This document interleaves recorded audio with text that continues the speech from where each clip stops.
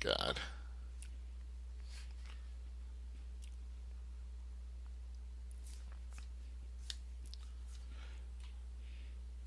Okay, everybody, this is Jim Kerr. Sorry for that technical difficulty there. I was just looking at my uh, Twitter account and got some kind of crazy message. So I guess we're not live on Twitter, but we're live everywhere else. I'm Jim Kerr. My whole deal is about working with folks to help them become indispensable leaders. That's Mark Kumachek. Mark's the dream dude, and his commitment is to get to 100,000 people and help them dream. And then we've got Micahel Padurano, and he is our guest today on Aha Moments. And Aha Moments is really about getting thought leaders like Micahel to share their aha moments. Micahel, if you're not familiar with him, is the founder and guide of Inner Luminance, and his aim is to elevate humanity through knowledge and self understanding. Micahel, welcome to the show, man. Thank you. I'm honored to be here. I really appreciate both of you. Hey, I want to just get us right into the moment. Micahel, can you share an aha moment with us? I mean, they're so regular these days because I'm more aware, right? But I feel like probably the greatest gift I've received yet was my major stroke that I had November 16th of 2022. Mm. It was a major triple stroke. I was in the car driving with my son in the car. 86% chance I'd be paralyzed or a vegetable for the rest of my life. I was half paralyzed for the first 6 weeks and I healed myself.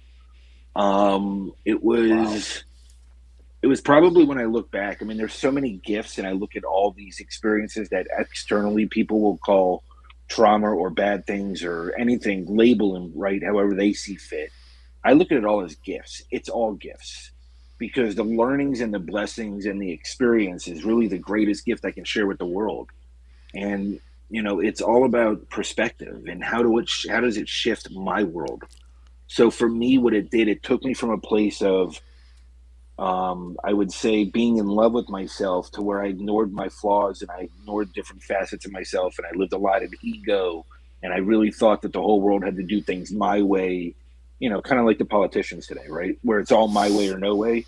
It's kind of that same mentality. But what the gift that the stroke gave me was it released my attachment to all places, people, places, and things. It also helped to shift me from being in love with myself to unconditionally loving myself, from being Mm. self-aware to being compassionately self-aware. So it brought me to a place where I know I'm not perfect and I'm okay with that. None of us are. So the striving for perfectionism is a huge trauma response. So for me, it was finding peace within myself and just being at peace with no matter what is going on. Does it mean I don't want to lose weight? No. Does it mean that I don't want to quit smoking eventually at some point when I feel like it? No. Does it mean that I'm perfect? Absolutely not. But what it does is it gives me the ability to unconditionally love myself through the process of growing forward, which is why I termed growing forward as my state of being. Michael, you said something in there that really caught my attention, and I want to I Only want to one dive thing? into that a little bit.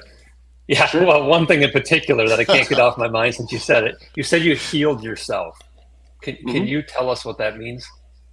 So during my process of in 20, so let me give you a little backstory if that's okay. I'll be as brief as humanly Sure. possible. I was adopted at birth, so tremendous abandonment issues that I ignored. I was abused from 2 to 12, 2 to 14 by my mother, not my father. My father was emotionally unavailable. His way of showing love was financial stability. So I had a very distorted relationship with Mm. finances and money, but then I also had a very deep mother wound. Mm. So a very deep female mother wound and my feminine energy and all those different things. So it was, you know, where was I going with this? I'm sorry, I forgot. What was the exact question again? I'm sorry, I apologize. Healing Oh, yourself. healing yourself. Oh, healing. So as I went through in 2018, I left my ex-wife and my three kids in Arkansas. We had a civil divorce worked out verbally.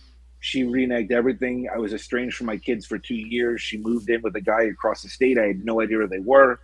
They were getting abused daily. So in February of 2020, I got evidence of physical abuse against them, pictures, videos, sworn affidavits from her mother and her sister. And I drove from South Florida to Arkansas to go fight for them. I packed for 8 days, figuring with physical evidence I'd be fine. 19 months later, I'm finally being awarded custody and leaving Arkansas. During that 19-month period, I was forced to face myself, my trauma, and heal. I went out there to save them, and I accidentally saved myself. So I worked with upwards of 50 coaches, 7 shamans, 2 priests, a rabbi. Learned a whole bunch of different modalities, worked with 4 or 5 different psychotherapists. I even worked with Mandy, our mutual friend, and did the EMDR. I mean, I did layers and layers and layers of deep healing. I was ordained by 2 of the shamans because of their practices and what they wanted me to replicate to the world, which I do share. I just won't use the label because I like delivery services and I like my cigarettes and I like my air conditioning. So I'm not going to use the label, but I do have shamanic practices. And through the healing, which is why I gave you the backstory, I use different energy healings to do that, as well as frequency healing, tapping into different past lives of mine and all those different things that crazy shamans do, right? Like these things that are unknown. Tapped into all of that, and I did frequency healing, and I did deep quantum healing at the exact same time, and intuitively just followed the frequencies that were shared with me. So when I had the stroke, the day of the stroke, I didn't go straight to the hospital. I didn't know what was going on. I just knew that I lost mobility in half my body, and I came home and I took naps, a series of naps, and I slept almost 18 out of the next 20 hours. I still dragged my body up and downstairs, and with no mobility to take care of my kids, get them ready for the night for school, and then wake up in the morning, dragging my body again. I vividly remember going up the stairs and dragging my body. And I remember showering and falling out of the shower because I had no mobility on the left side. So it was a very difficult process of understanding. I had no balance. Falling in the shower again, I got lucky I didn't hit my head on the toilet or any of those things because it was right there. I easily could have.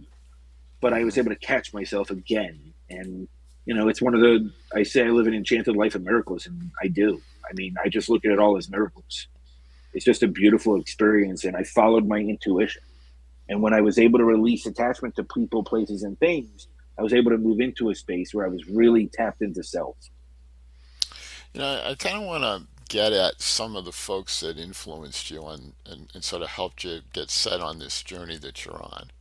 Because, you know, the kinds of stuff you're bringing up and the stories you're sharing with us aren't the sort of the common fare here on LinkedIn. So we're going into kind of some interesting places. And I thought it'd be, I don't know, it'd be kind of interesting to hear more about some of the folks that helped shape your thinking. So what I found was the best ones that I found were the ones that helped me to figure out my own thinking. Not gave me ways to do thinking like them, but ways that said, here, tap in deeper to self and let's create your own way of doing things. Because 8.1 billion people on this planet, 8.1 billion different perspectives and experiences, we all need our own way to do things. We need a way to tap in to understand what our true core values are, what our true purpose is, release the imposed beliefs. So there was many people. And now what I've learned is we are all equal on a human value scale. If you look up or down to anyone, you're devaluing yourself in a way, in a shape or form. So I refuse to follow, look up to, or just live by somebody else's gospel ever again. I don't believe there's a conduit to our higher power. I believe that you have to have your own personal direction with it, no matter what you practice above that. So it's finding that deep connection with self. And I call spirituality the journey of self-understanding. And it's really that simple. It's not this big woozy magical thing where we're going to go around a cauldron and boil people and do all these crazy things. It's this experience of going within and going deeper and deeper to find your deepest connection to self. Because it's the only way you'll know what your real values are and what your real desires are in this world, and what your gifts are to make an impact on others. Hey, Michael, one other thing I caught in your aha moment, that's all super powerful. I appreciate you double clicking and getting more into that with us. But you mentioned, moving away from embracing perfection and really coming to terms with imperfection. And I also saw just recently there was a post that mentioned a project you're involved in, or a book. It's titled Imperfectly Perfect Campaign or something to that effect. Can you tell us what that's all about? Yeah, the founder of Imperfectly Perfect, Glenn Martson, I've known him for a couple of years now, and he reached out to me and said, I need your story in this book. And we're specifically going into that stroke journey. Like what we just talked about, that is my chapter. It's going into that unconditional self-love, because the world is so detached from self and everything has become so conditional, and it's no one's fault. Like pointing, blaming, shaming, guilting others doesn't do us any good, right? My parents did what their parents showed them, and what their parents showed them, and what their parents showed them. It's unfortunate they couldn't heal that trauma, but now I have that magical gift of doing so that my kids don't have to, right? Mm-hmm. So like when I look at it, and I'll get you a car if you get this grade. You go get into this college, you take this degree, I'll buy you a different car. You graduate, you get a fiance or whatever it is, a relationship, I'll buy you a house. Like, and parents do it because they want their kids to have better than what they had, which is totally understandable, but you're disempowering them. And what you're embedding them with is a lack of self-belief and self-worth.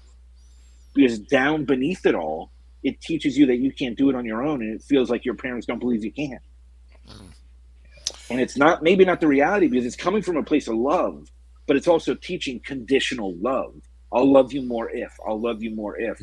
I'll love my wife if she changes. I'll love this woman if she does this. It's all conditional. This whole world has become conditional.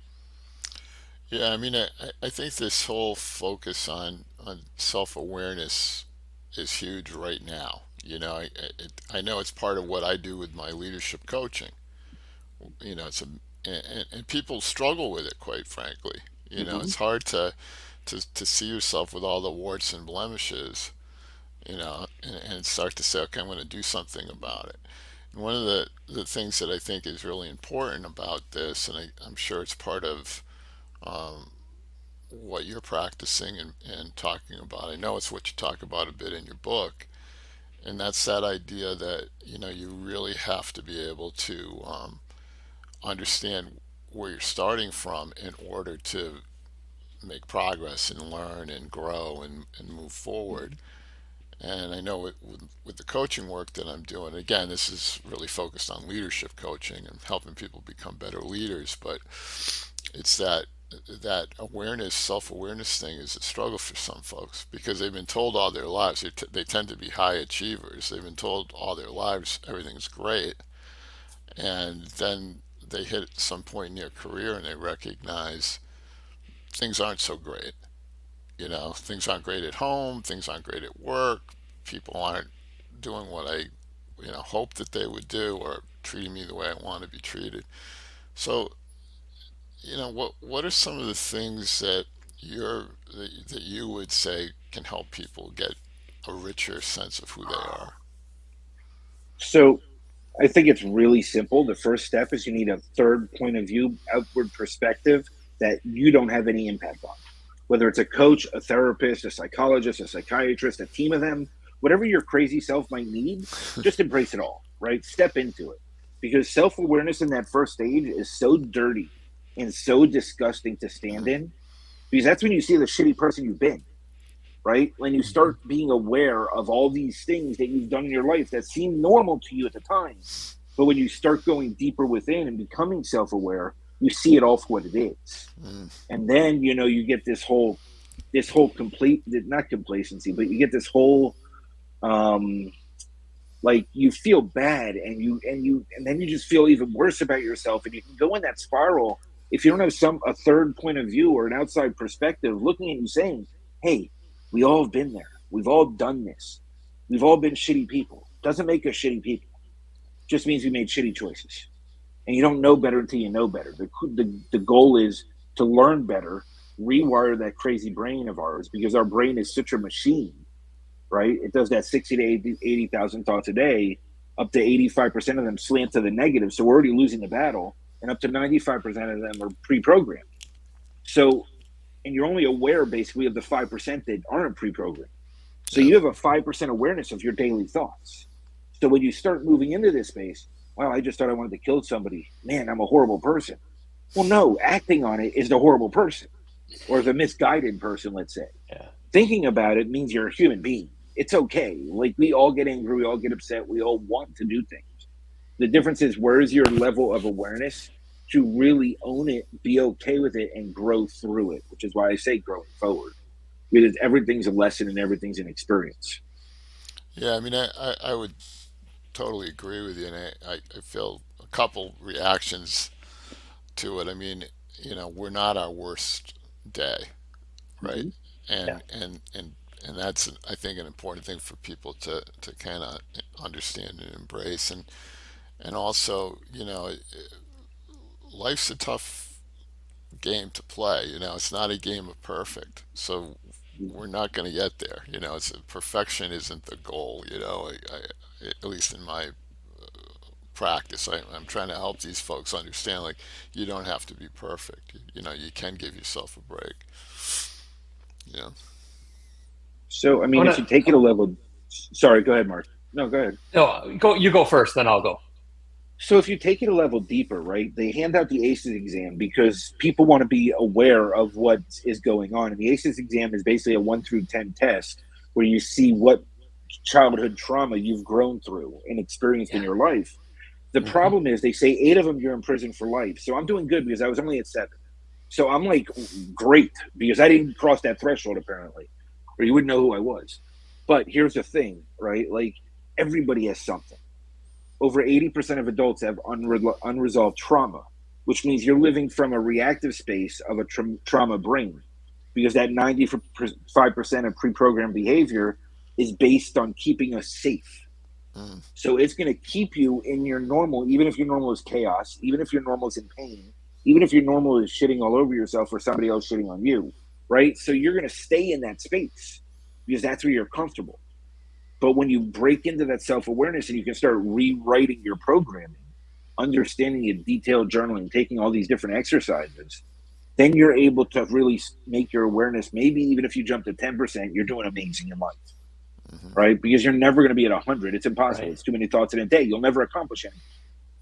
But by being able to stand into that and then moving into the unconditional space, you're able to be at peace with all things going on around you. What I'm fascinated about, Michael, is how you kind of package all of this and bring it to business teams, organizations. And I saw you have an authentic leadership program. Can you Mm-hmm. explain what that is and talk about, like, how do you bring all these modalities together into a setting like that? Because as Jim said, this isn't the stuff that's most commonly talked about in business or on LinkedIn. But if you want a different result, you can't do what mostly is talked about, right? You have to do something different. Like, be crazy, step out of the box. Let's do something new and different. So the way that I approach creating it, this all came from the stroke. This program was created as I was healing from the stroke, and messages I received and practices that I use daily. Every one of these practices is what I use. I've been a millionaire 5 times and homeless 5 times. I've worked with the United Nations Development Program for 4.5 years, had government contracts with 36 countries. I still am direct and speak to prime ministers. Like, I mean, I've built these amazing things in this external accolade based world, but I don't talk about that stuff because it doesn't matter. It's all the inner work. You want to be a good leader, and Jim will be the first to tell you, and I know he's spoken about this too, you have to lead yourself. You have to lead yourself. You can't lead anyone else or expect anybody else to want to emulate you, because you don't want followers. You want to breed other leaders. So you want people to be able to emulate the process. So the whole program is around building the emulation process. There's different exercises, takes you step by step. It's a 4-phase program. But the one caveat that I have, I've spoken to a few Fortune 100 companies, but the one caveat that I have is that it's janitor to CEO. Everyone has to be a part of it. Now, organizations I've spoken to, unfortunately, so far, their C-level says it's beneath them. So that already tells me they're not for me, right? Because if you're in that egoic space and your human value is more than anybody else on your team, then you're already not somebody I want to work with. Because Yeah. there is no way a multi-billion-dollar company is closing billion-dollar deals with piles of garbage all over the office. So on the day of the meeting, the janitor is the most important person in the building. So don't tell me that that person has no value. I'm not saying you have to pay them the same. I'm not going into the equality of any of that crap, because that's insane too, but I'm not going there. But on a human value basis, we all deserve the chance to understand our why, how it leverages into the organization's why, and how they align so that every day we are at peace, we're embodied, and we want to step into this experience of being a part of an organization that lives and breathes its why, whether that's a credo, a mission statement, or a vision statement, depending Yeah. on when it was created. Because they're all the same thing. We just like different labels to differentiate. Mark, I can tell you've got something else you want to get at after here, so go ahead. I don't want to hold you back, man. I'm fascinated by, and I think it's a great litmus test to say, hey, if everyone's not involved, you're not a good fit for me. Hmm. That's because I've seen that in my line of work as well, where I'm going into organizations and I'm helping people articulate, plan for, and get after their life goals and dreams. And I get the same response sometimes. I go, that's great for them, but we don't need that. So I Hmm. usually know that's not probably the best The situation best and fit. environment for me Hmm. as well. So just to hear that from you, kind of was validating of some of the things I see in here as well. And I love that that's your approach too. It's all of us. We're all human. We all need this. Staying true to ourselves But is the just most important thing. exactly, just somewhat related to that. I'm just curious because I'm fascinated in your whole story and everything you're about. Mhm. How would you? What does true success mean to you? Impact. I don't care about any other detail in my life. Impact is all that Mm, matters. I am going to reach 8.1 billion. mm, That's it. The rest of it I don't care about. I want to help people to be self-empowered and self-inspired. I want to inspire them to be self-inspired. I want to empower them to be self-empowered, because those are the gifts that nobody can take away unless you give it back to somebody. So my goal is to give people tools that they can carry forward for the rest of their lives, where they never give that away again. They understand their own value. And you live in an interdependent relationships of life, not codependent or hyper independent.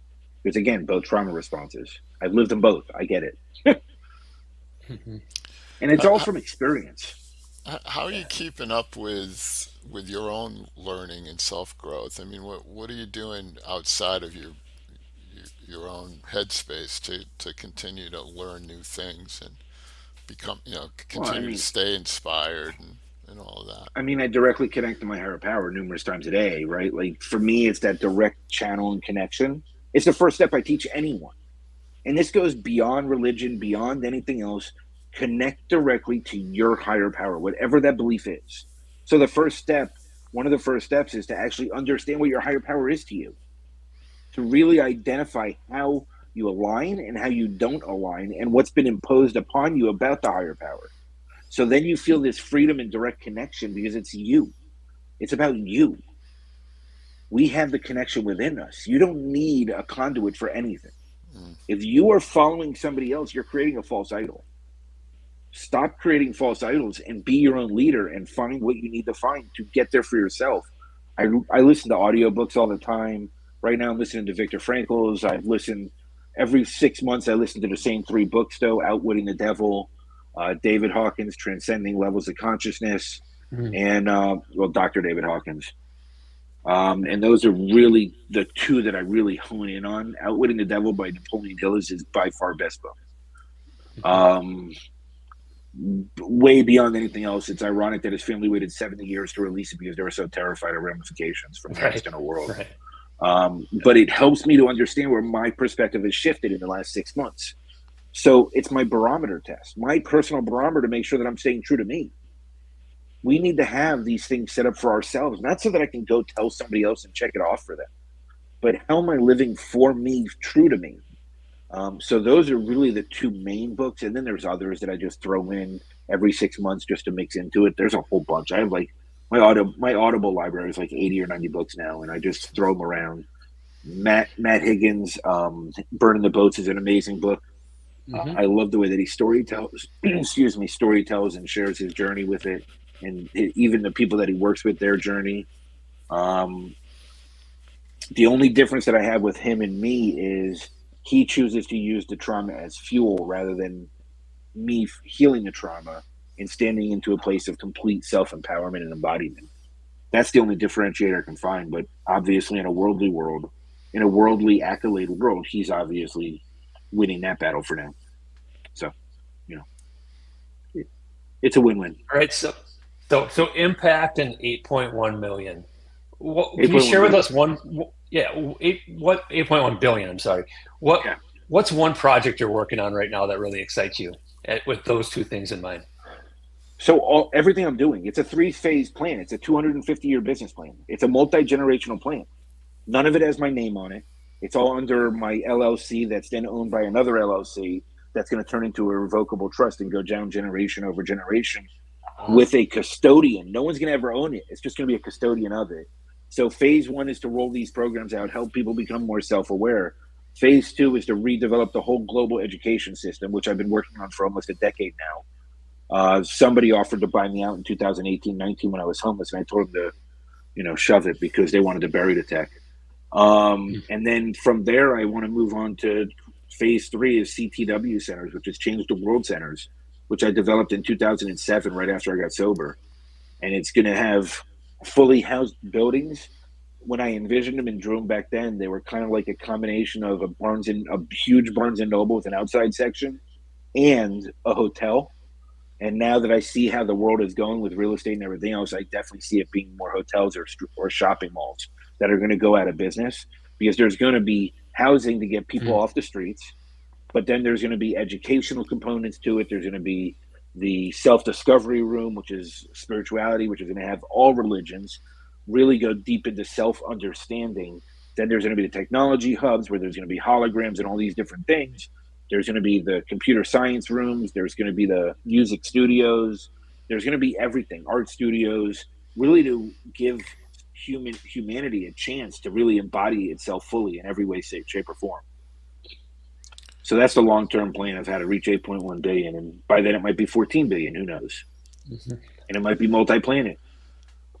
Well, I love the idea that it's multi-generational. I think, Mark, you'd agree, right? This is the big dream, right? And and Michael, you've got this pretty well, defined, and it's really fascinating to listen to, and I can see it. You're talking so vividly and compellingly Absolutely. that. Well, that's all I could think of, Jim. Not to talk over you, but the vividness of your imagination is quite clear, and that's inspiring. But it's all real. Yeah. The only difference between real and now, the only difference between the vision and now being real is living the experience until then. We're too attached to time. We're too attached to instant gratification. Like, it's divine timing. Who the hell am I to control divine timing? Like, why do I always want to control it? Like, this is one of the things that I had to realize about myself also. It doesn't happen on my timeline. It happens when it's divinely meant to. These are divine inspirations that came through me divine ways. So how can I expect it to do it on my timeline? That's an aspect of control, and that's a trauma response. So I had to release that part too, and I journaled for days and hours and cried, and my hands are almost bleeding. I mean, and I have all these different exercises. So everything that I guide others through is stuff that I've had to do for myself. These are exact practices that I've done for myself. This is how I've gone through chasing the money, chasing the houses, chasing the cars, chasing the girls, chasing the relationships, chasing everything that wasn't real, to saying, okay, I want me now. Building a relationship with me, building something that has such an overall global impact that whatever time it takes, even if it's multi-generational, I don't see it to fruition, I've already seen it, so I don't care. I don't have the attachment to it. Now, granted, maybe that's my near-death experience gift and whatever else, but who knows? Sure. Well, what I thought, what I think is cool is the fact that you laid it out as this could be hundreds of years from now. That this is a plan for you said 250 years. And one of my favorite books of all time is a book by Watts Wacker, and it's called The 500-Year Delta. And in the book, he basically argues that major changes happen in 500-year increments. And something that's happening now will have an impact 500 years from now, because stuff starts to grow, and, we capitalize on that change, and, etc. So, yeah, to me, that's, part of that reality of your vision and your I think being really reasonable when you lay that out. It might sound shocking to somebody listening to us saying, well, 250 years, come on, but there's something to that idea. And so if I can explain my why into that, I know it might go a little bit over, and I know that we're on a time crunch, but the reason I did 250 years is because I looked at the windows in historical times. And the only reason that the U.S. or the colonies, or whatever you want to call them, won the war is because they pulled funding from the UK and they handed funding to the colonies. right? So the banks were controlling who was leading the way on this. Same with the Confederate and the Union. It had nothing to do with the slavery. It had nothing to do with any of that. It had to do with where the money was flowing. So the manipulation and the control by the financial systems started rigorously about 250 years ago. So if we're going to reverse the trend of chasing external, you have to go look to the root cause. And that's why I say you're not going to have an impact in 10 years to reverse what it's taken 250 years to create. Mm-hmm.